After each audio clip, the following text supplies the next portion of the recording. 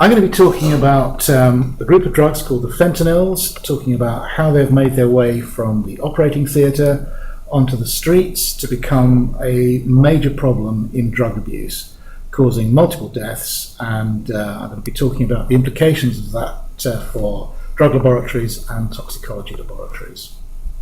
So if we look at how fentanyls have made their way onto the streets, they began as a legitimate pharmaceutical.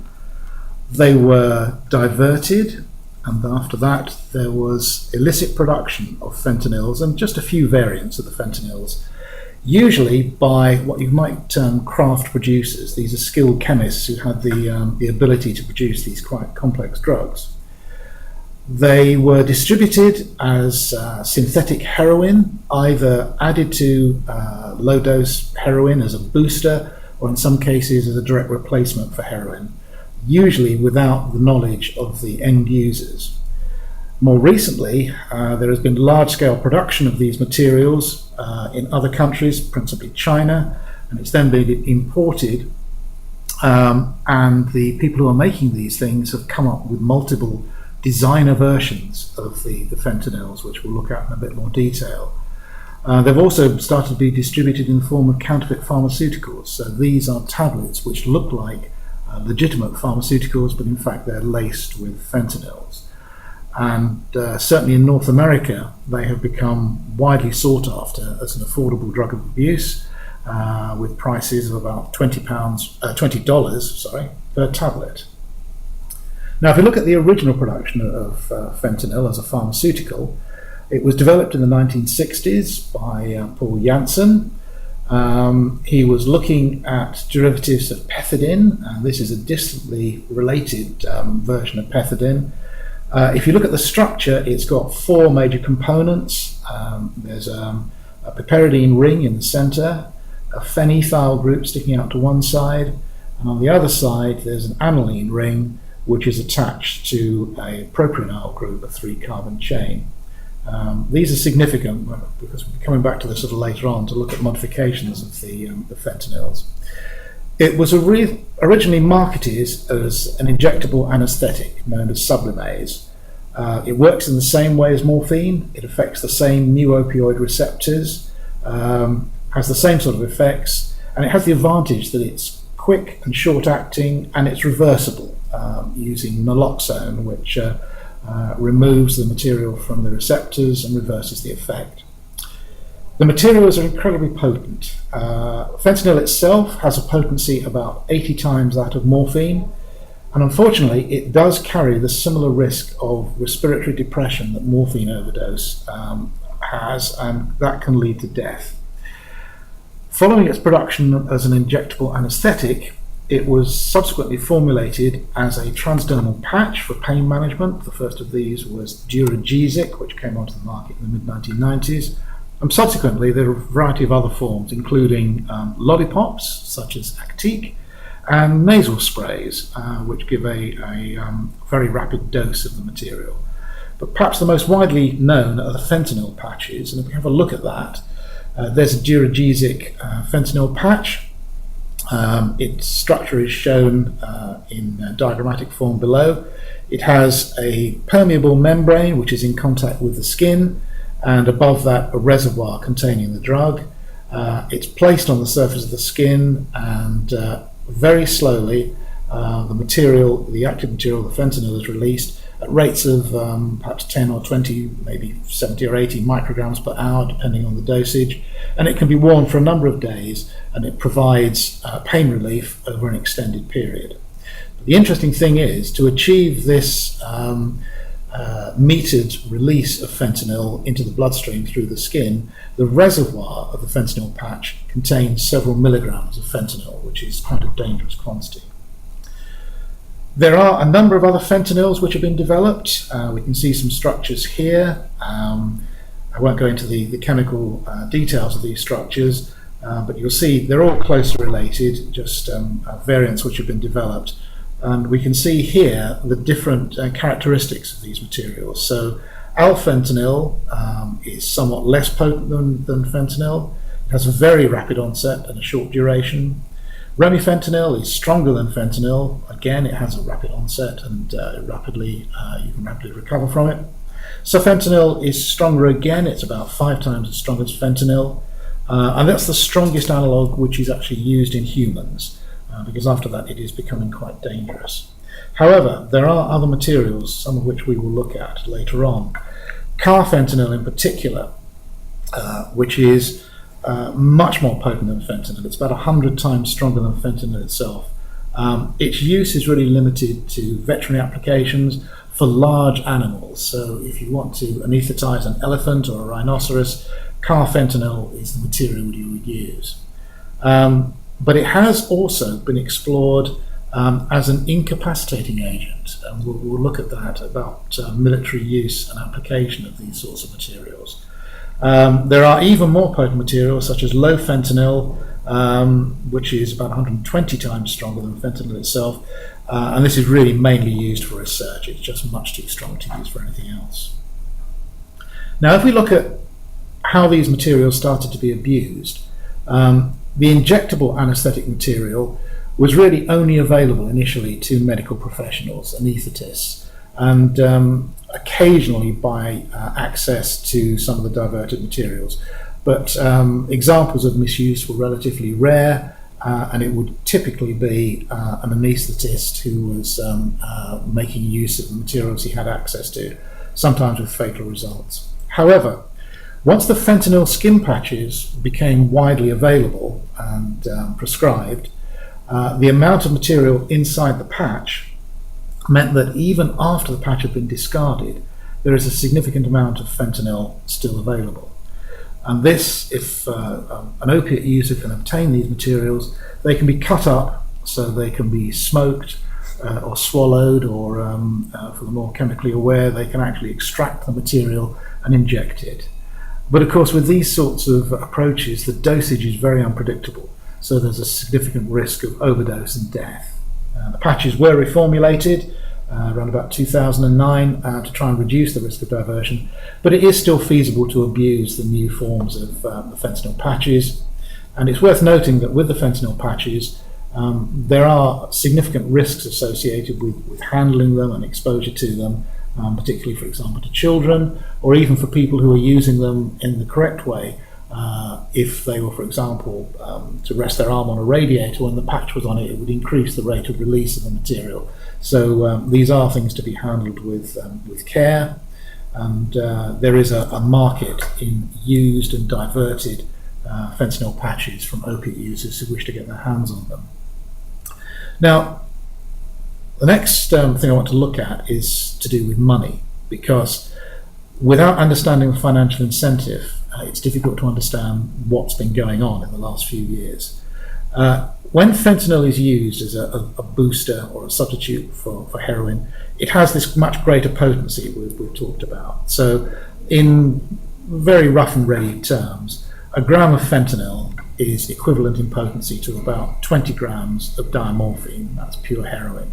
Now, street heroin is typically about 40% pure, so 1 gram of fentanyl is equivalent to about 50 grams of street heroin. Now, to produce fentanyl, if you buy it from a Chinese source or put it together yourself, the cost of production of a kilogram of fentanyl is going to be the order of $5,000. However, if you convert that into 50 kilograms of heroin, looking at street value, although a somewhat devalued term, but the street value, approximately 5 million. So the financial incentive to distribute fentanyl is significant. There is another factor as well, that traditional opiates imported as heroin, for example, have a long supply chain, from a producer in Afghanistan to a local chemist who's going to extract the morphine from the poppy. Then there's somebody probably in Turkey who's going to produce the heroin. Then there's a supply chain of smugglers who are going to bring it from Turkey into Western Europe and onto the States. And all of those are taking a slice of the cash that's involved. However, if you synthesize the material, essentially it's all profit. So there's a very substantial financial incentive to utilize fentanyl. That's talking about fentanyl itself. Some of the other fentanyl analogues have greater potency.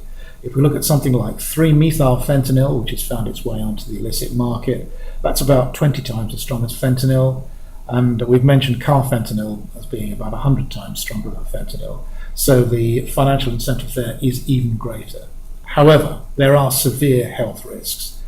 For the suppliers who are handling the pure materials, accidental exposure could cause them severe harm and death, and also risks to the users. They're completely dependent on the dilution process having been effective. And if there is an unequal distribution of fentanyl within the material that they're using to inject, or if the supplier has put in a little bit too much, there's a real risk of overdose and death. In the US, where this problem has become very widespread, users are aware of the risks and they are trying to avoid fentanyl, but in a lot of cases it's not possible. You don't know what's going to be in your heroin. Now, if we look back at the history of fentanyl outbreaks in the past, really this started in the late 1970s. And usually these early epidemics came from a single source. It would usually be a single chemist. And where the law enforcement authorities were able to trace the supply back to the original chemist and take down his laboratory, the problem would stop as the material disappeared from the market. So if we look back to the late 1970s in Southern California, there was an outbreak associated with something called China white heroin, which contained alpha-methyl fentanyl. And that caused a small number of deaths, probably about a dozen or so. But these were the days, of course, before the internet, and really the circulation of these materials was limited to people who knew each other. If we come a little bit more up to date, there was a chap called Michael Hovey, who was actually a chemist who worked for DuPont, the chemical company. He synthesized 3-methylfentanyl. And there's an interesting sort of aspect to this. For those of you who are familiar with the television series Breaking Bad, Michael Hovey really relates to the early episodes of Breaking Bad, where the chemist had the ability to make the product, but he didn't have the connections to do the distribution. And when he attempted to find a distribution chain, the person he talked to handed him in to the authorities and he was arrested. The story is even more complicated than that, because when they analysed the drug he was trying to distribute, they discovered that it was 3-methylfentanyl, and at that time that wasn't an illegal drug in the United States, so he had to be released again, despite his obvious intention to produce and distribute an opiate. A little bit more up to date, in the early 90s in New York and other states on the northeast of the United States, some heroin which was referred to as Tango and Cash heroin. Tango and Cash were two characters in a television program at the time. The heroin was distributed which contained 3-methylfentanyl, and in fact the law enforcement authorities were able to trace that back, and they found a self-taught chemist called George Marquardt, who was operating a lab in Kansas. And he's sometimes referred to as the Walter White of Wichita, because again, referring to Breaking Bad, he was an expert chemist. He was the sort of fellow who he knew he needed to use a mass spectrometer to find out exactly what he synthesized and how pure it was. He didn't have access to one, so he built a mass spectrometer in his garage. Very clever guy. But as a result of the distribution of the products he was brewing up in his laboratory, well over 100 people were found to have died up the east coast of the United States. When he was arrested, he was very open about what he'd been doing. He informed the law enforcement agents to be very careful when they went inside. He explained the chemistry he'd been using. And when he was sentenced to 25 years in jail, he seemed to accept it as that was par for the course. He's recently been released, and there are a number of interviews with him which are viewable on the internet for those who'd be interested in his career. Coming a little bit more up to date, there was an outbreak in Russia in the early 90s of alpha-methylfentanyl, and that was traced back to a group of Moscow University postgraduate students. There have been other outbreaks. Perhaps the most persistent of those is in Estonia, where really for over 10 years the opiate users in that country hardly using any heroin because it's difficult to get hold of. They're all using fentanyl and 3-methylfentanyl, which is coming in, we think, from Russia. And unsurprisingly, Estonia has the highest drug-related death rate within Europe due to exposure to these particularly potent materials. And perhaps the most significant recent outbreak before the current time was starting in about 2005, again around New York and the US East Coast. And this was, again, in an echo of the Breaking Bad television series.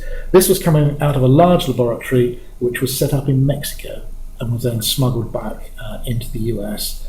The chemist was a guy called Ricardo Valdez Torres. He has subsequently been extradited from Mexico, and to the best of my knowledge is languishing in a US prison as we speak. And the material that was produced in that laboratory is known to have caused well over 1,000 deaths in the United States. If we look at this graph, we can see the impact of that material. This is some data from New Jersey, one of the US states bordering New York, and this is data they compiled on fatal overdoses, what proportion of those were related to fentanyl. And as you can see, there's a low background level where fentanyl was being abused, probably obtained from the fentanyl patches we were talking about early on.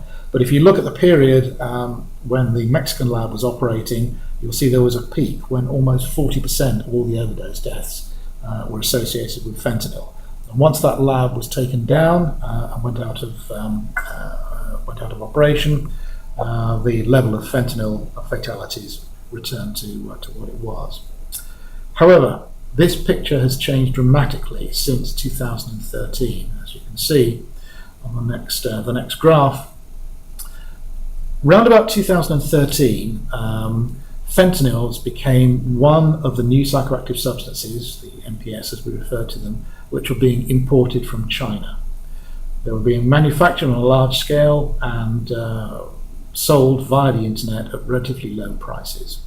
Now, it just so happened within the United States there was at that time an unmet demand for opiate drugs. There had been an epidemic of opiate addiction, really based around overprescribing of opiate pharmaceuticals. As that supply was reduced, it led to a rapid expansion in fentanyl abuse, and it's now a very big problem across North America, in both the United States and Canada.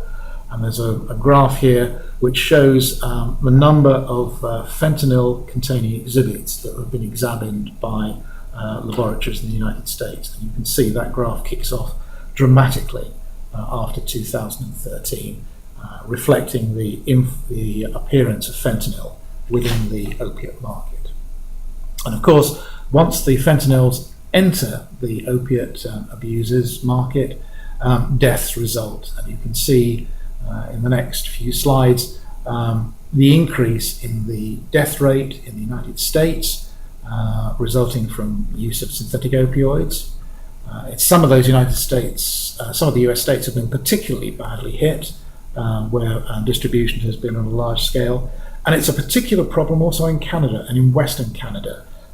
There's some data there from British Columbia, which is the westernmost part of Canada. And as you'll see from the graph there, in overdose deaths within British Columbia, the most recent figures for 2016 indicates that over 60% of those overdose deaths are associated with fentanyl use. So if we come back to why was there this problem in North America, it really dates back to the 1990s when synthetic opioids were heavily marketed to doctors and also to the public via television advertising and magazine advertising, promoting opiates for long-term use for relatively minor pain. And the thinking seemed to be that everybody had the right to live a pain-free life, and whatever your problem was, opiates would probably be the answer. A lot of these materials were marketed, particularly, for example, OxyContin tablets, which were intended to be slow-release tablets that would release their active ingredient over a period of time. But users soon discovered that if you cut the tablet up or chewed it or ground it up on something like a cheese grater, you could get a powder which could be injected or sniffed, and release the active ingredient much more quickly. There was also a particular problem with organizations who were selling pharmaceutical drugs referred to as pill mills, because essentially they will prescribe with very few questions asked. And of course, with the advent of the internet, that became possible remotely as well. And Florida in particular got a very bad name for the operation of these pill mills, who were dispensing large quantities of pain relief tablets, including Vicodin, OxyContin, and Percocet, without really taking all the precautions one should when dispensing these sorts of potent materials to the public. And things got so bad that by 2012, excuse me, there were nearly 250 million prescriptions for opioids in the States.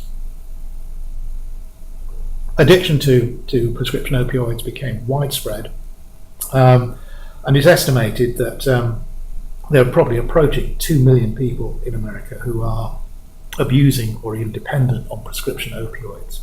So this represented a huge market for the fentanyls to enter. Now, a number of steps were taken by the American government and law enforcement authorities to address this problem, including reformulating OxyContin tablets to make them more resistant to abuse, rescheduling Vicodin to make it more difficult for it to be prescribed, and in particular closing down the pill mills. And there was joint action at state level and using the FBI and the DEA to close down these pill mills. And some of the doctors who've been responsible for overprescribing were actually charged with second-degree murder for causing death by overprescribing these materials. Now, it was expected that this clampdown on the prescription opioids could lead to an upturn, a return to heroin use. But round about this time, there was a period which is referred to as the heroin drought, where for a variety of reasons, there wasn't that much heroin about. So, all the factors were there to encourage the use of fentanyls to replace the other opiates. So we then entered a situation where the Chinese suppliers of new psychoactive substances were offering fentanyls in bulk at low cost. These tended to be shipped into the US and also to Mexico and Canada in pure form, because the size of those packages was small, making them very easy to conceal.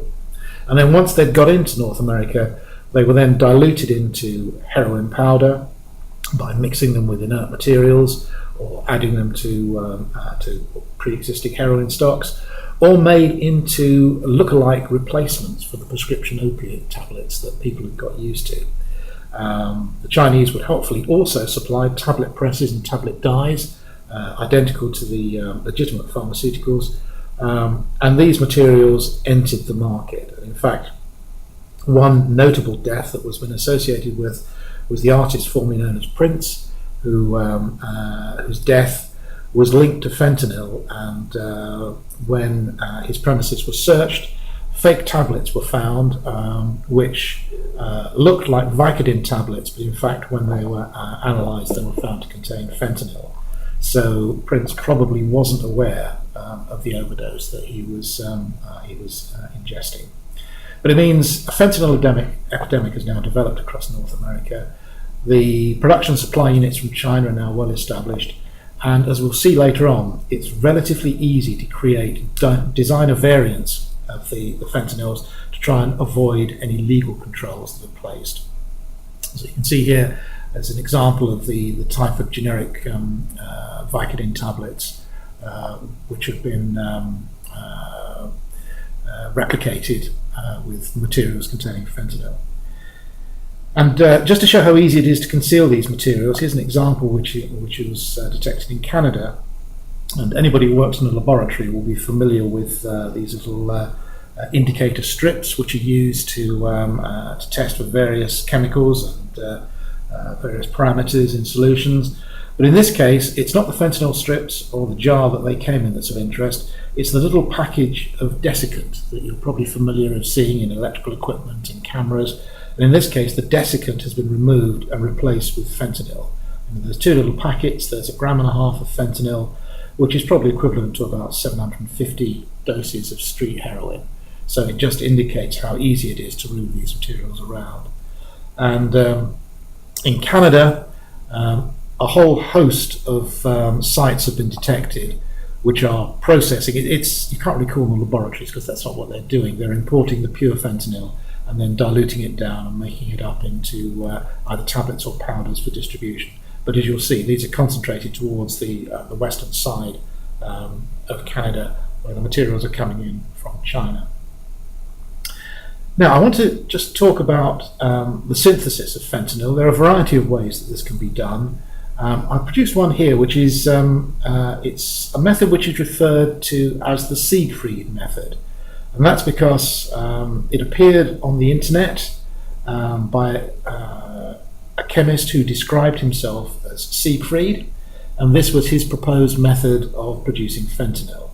And you see, it's a four-stage process. I won't go into the chemistry in any great detail, but I will draw your attention to the final step in the process, where a material that's labelled AMPP is converted into fentanyl. And that is a simple reaction which takes place at room temperature. So it's very easy to convert AMPP into fentanyl. Now, that immediate precursor to fentanyl, known as AMPP, or also despropionyl fentanyl, was commercially available from China in bulk. It's a simple one-step reaction at room temperature to convert it to fentanyl. The USA had controlled AMPP and also MPP, which is also shown on the synthesis slide. Canada was moving that way, and interestingly, the United Nations has just, that's in I think March of 2017, moved to add these two materials to their list of controlled precursors. And that was happened at an unprecedented speed, really due to a joint initiative between China and America to try and clamp down on the availability of these materials. And the reason that's significant is because replacing the propionyl chloride reagent in that final step produces a whole range of simple variants. So replacing, for example, the propionyl chloride with acetyl chloride gives rise to acetyl fentanyl. And that was the first designer version of fentanyl, which was detected in the United States and led to a whole string of deaths. But you can use a whole range of other acid chlorides to give butyryl, isobutyryl, valeryl, furanil, tetrahydrofuranil. A whole range of materials can be added at that location to produce fentanyl derivatives, which are still very potent. So if we go back again and have a look at the Siegfried method, you'll see that in that final room temperature step, you can place a whole variety of different acid chlorides in there to produce different versions of fentanyl. And the significance of that is that legislation which bans materials by name can easily be circumvented by just inventing a new version. I've also added an alternative method, a synthesis method, which was published relatively recently in an open access journal, PLOS ONE, and this shows the sort of recoveries that can be achieved way over 90% yields in a relatively simple process to produce these. And this indicates why fentanyls are relatively inexpensive to produce. Now, I've mentioned Carfentanil. I want to talk a little bit more about it as a bit of a special case, because it is so much more potent than the other materials that we've been talking about. As already mentioned, the potency is about 100 times stronger than fentanyl, and that means that something between 5 and 10 milligrams will be quite adequate to sedate an elephant. And it also means that a fraction of a milligram will be lethal to a human.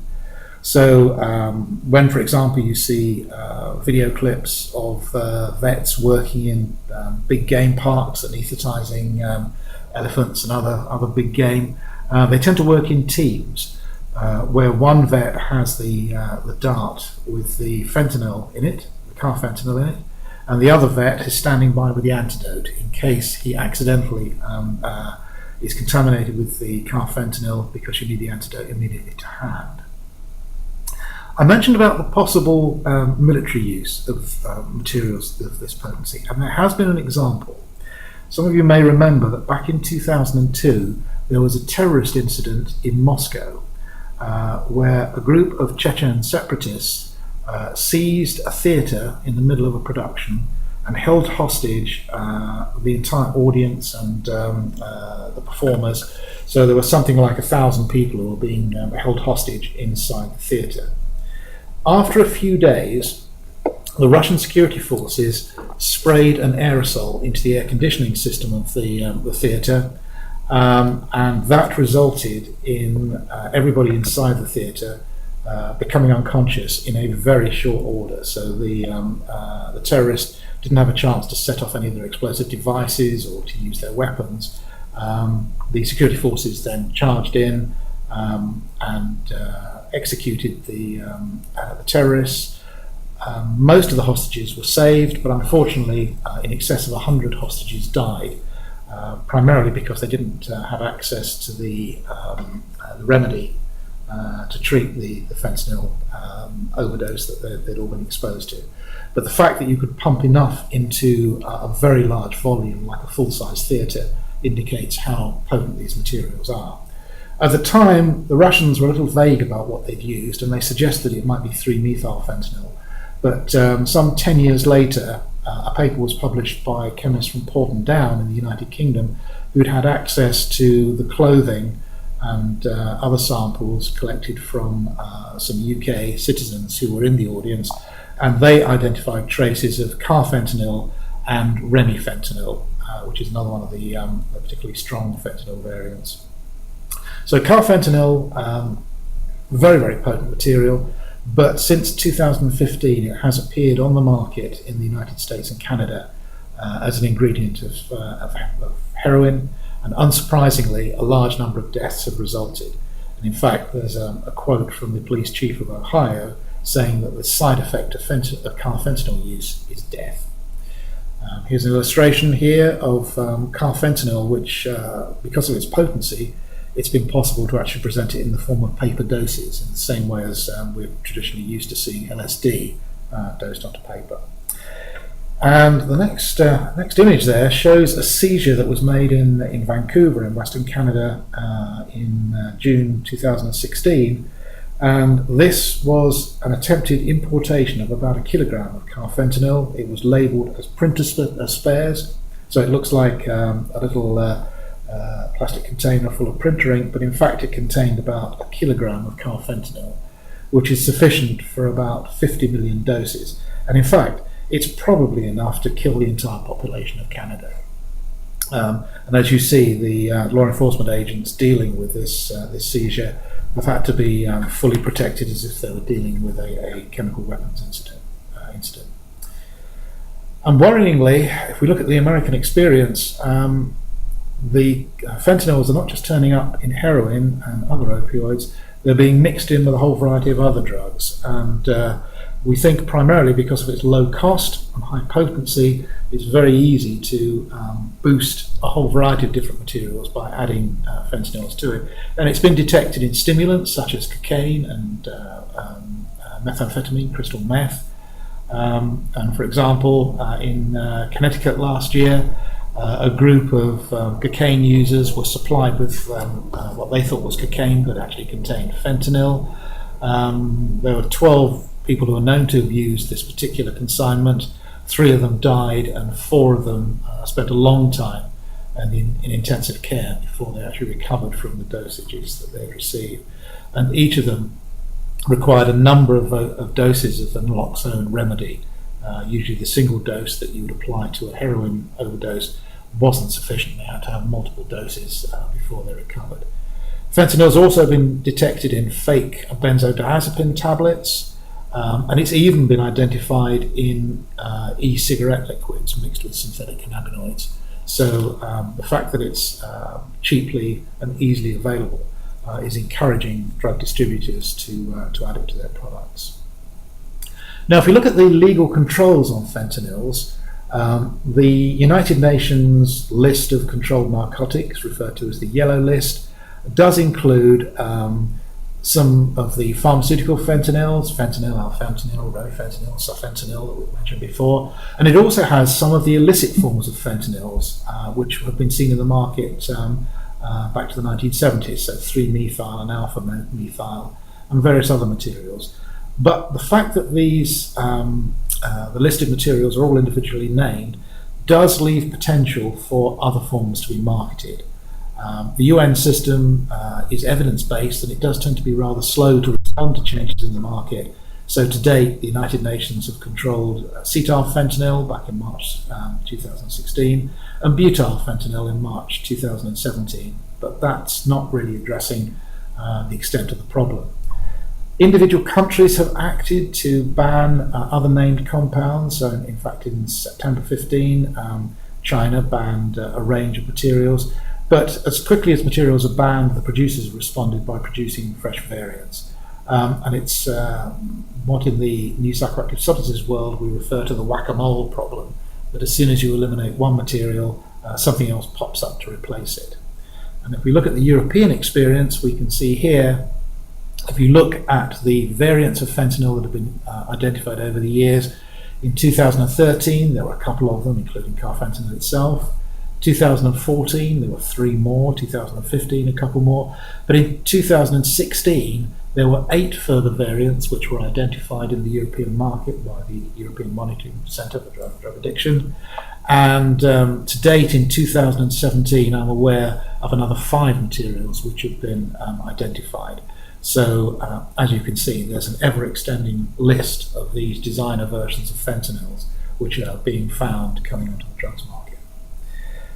Now, in the United Kingdom, in terms of legal controls, we're fortunate. Of course, any materials which are on the United Nations list have to be controlled in countries which are signatories to the UN Convention, which we are. And in 1986, with considerable foresight, the chemists who were revising the government added Carfentanil and low fentanyl to the list of materials which are controlled in the United Kingdom, but they also introduced a very broad generic control. As you can see laid out here, it lists a variety of modifications to those different components of the fentanyl molecule, which we discussed at the beginning of this talk. And the end effect of that is that all the designer forms of fentanyl which have been reported by the CDDA are actually covered by the UK generic control, which means they're all Class A drugs. So it does mean that law enforcement is able to act where fentanyls are identified. Now, there are significant exposure risks where fentanyls are involved. And if we look at, again, looking at incidents which have occurred in the United States, we've had police officers who are conducting field tests in their police cars. That's they've seized drugs from suspects, and they're trying to do simple chemical tests to identify what the drug is. And in doing so, they've been accidentally exposed to fentanyl and ended up in hospital. We've had sniffer dogs who have been exposed to fentanyl, and even sniffer dogs had to be treated with naloxone to revive them. And in one particularly notable incident in Connecticut, a SWAT team was sent in to deal with a premises where fentanyls, as it turned out, were being produced. And to gain the element of surprise, they used a stun grenade when they entered the premises. And unfortunately, the detonation of the stun grenade rendered the fentanyl that was being produced airborne. It was inhaled by the officers, and 11 of them ended up being taken to hospital. So this has had an impact on policing procedures. If there's a suspicion that fentanyls are being manipulated at the site, then full personal protective equipment is required. Field testing has been severely restricted because of the risk of exposure. And the most significant change is that naloxone, Narcan, is being made very widely available, so that if police officers are accidentally exposed to the materials, their colleagues are carrying an antidote which can be applied very rapidly. If we look at here's a recent photograph of a suspected fentanyl processing facility being dealt with in Yellowknife in Canada. Fortunately, the white material on the ground is snow, not fentanyl, but even so, you see there's full protective equipment there, and people are being decontaminated as they would be from a chemical warfare incident. So what's the impact of this for laboratories? Well, if we look at toxicology laboratories, a number of organisations have called for careful examination of samples to find out whether fentanyls are present. So the EMCDDA back in 2015 said they suspected there might be underreporting of fentanyls being used in drug shipments, and they called for enhanced forensic identification, that is, further efforts to look for these small quantities of fentanyl that may be present. The US Centre for Disease Control advised, also in 2015, that if there's a local increase in opiate overdoses, or if there's evidence that fentanyls have been seen in seizures in the local area, then toxicologists should be looking for fentanyl and its analogues in samples which are submitted to them. Similar advice from Canada in 2016, and in fact in 2017, the UK Department of Health and the National Health Service issued an alert warning people that fentanyls are entering the market in the United Kingdom, and the medical teams need to be aware of and on the lookout for ill health resulting. And really, toxicology becomes a front line for detecting fentanyls, and if, for example, you're faced with a case of an opiate overdose in somebody who's known to be an opiate misuser, it may well be worth carrying out a little additional analysis to see whether fentanyls are also present, as well as residues of previous more traditional opiates such as heroin. The metabolism of fentanyls has been studied. Fentanyl itself as a pharmaceutical has been very well studied, and it's known how it degrades. It's primarily through the loss of the phenethyl group to form norfentanyl. The other materials are less well documented. Some of them, of course, are very recent arrivals on the scene, but the parent material is often detectable. Some of them decay in a similar way to the way that fentanyl does. So, for example, with Carfentanil, although the levels are very, very low, it is metabolized by dealkylation to nor-carfentanil, so it is possible to know what to look for. Though in many cases, the users have died before there's been an opportunity for metabolism to take place, so the parent compound is there. There's a more serious impact for drug laboratories, because low levels of fentanyl may be present as extenders to other drugs. And it does mean that there is a risk to health when these materials are examined. So safety measures, including careful containment, use of personal protective equipment, and having access to the antidote naloxone is very well considered when dealing with these sorts of materials. Fortunately, in terms of identification, since the problems have erupted in the United States, reference material suppliers have produced a very extensive range of standards for the designer versions. So if you consult your reference material supplier, they should be able to supply the materials that you're seeking. So to summarize, fentanyls have become a very significant problem in North America. They're short-acting, they're strongly addictive, so people redose on a regular basis, and significant numbers of deaths have occurred in the United States. Certainly it's running up into the thousands now. The raw materials are being sourced from China and diluted locally. There are many new variants being developed to try and avoid legislative control, and we are definitely seeing spillover into the European and the UK drugs market of fentanyls. The UK's generic legal control does mean that all the known variants are Class A drugs and are illegal. However, analysis is challenging because there are many different types to look for, and the concentrations to be encountered, particularly in toxicological samples, are relatively low. And anything to do with handling the pure materials is hazardous, so protective steps are required to ensure the safety of operators who are dealing with these materials. And that is the story of how fentanyl has made its way from the operating theatre to the streets of our cities.